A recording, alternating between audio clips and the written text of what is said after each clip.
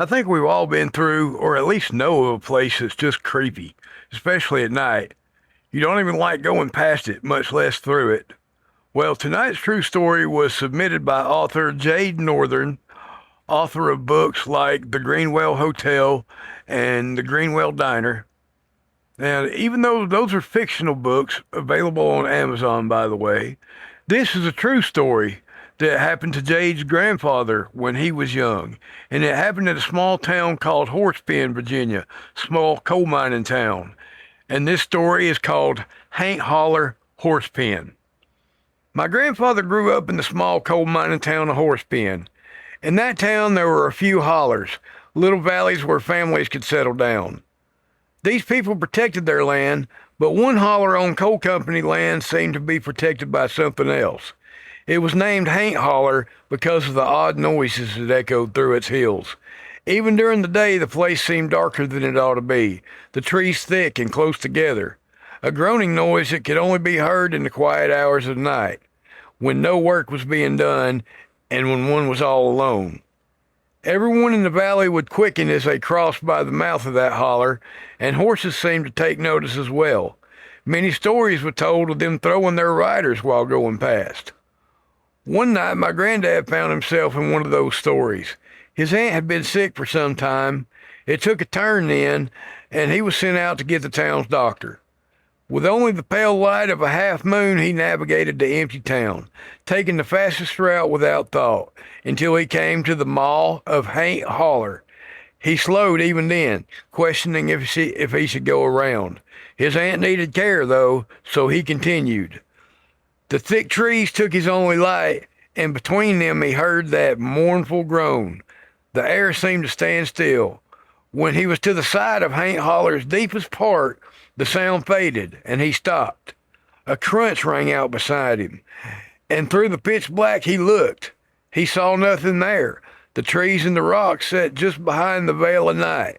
Slowly he went on, all too aware how much noise he was making. Then, in between the sound of his own, two more footfalls came from the woods. There was still nothing, no evidence the noise had happened at all. He quickened his pace, running away from the holler.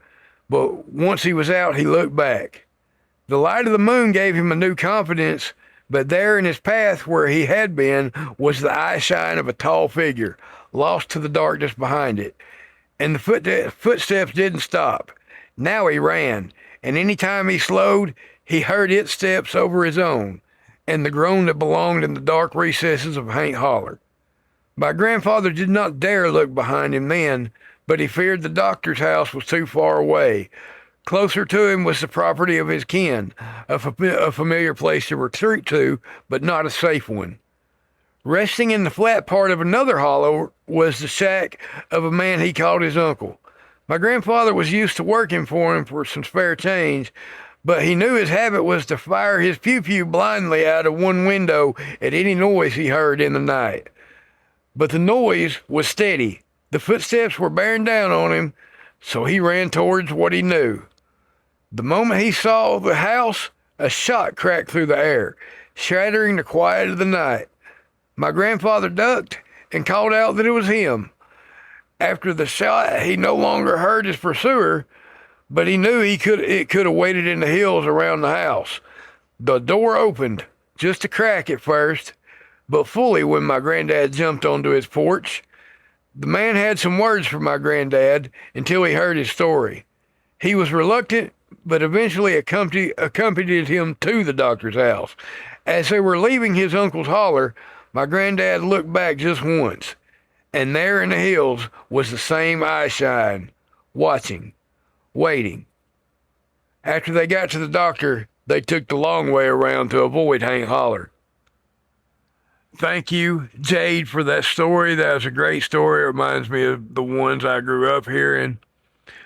Thank you. Keep sending me your stories and suggestions, guys. That's been Jay's Haunted Appalachia for tonight. Keep Appalachia haunted, y'all.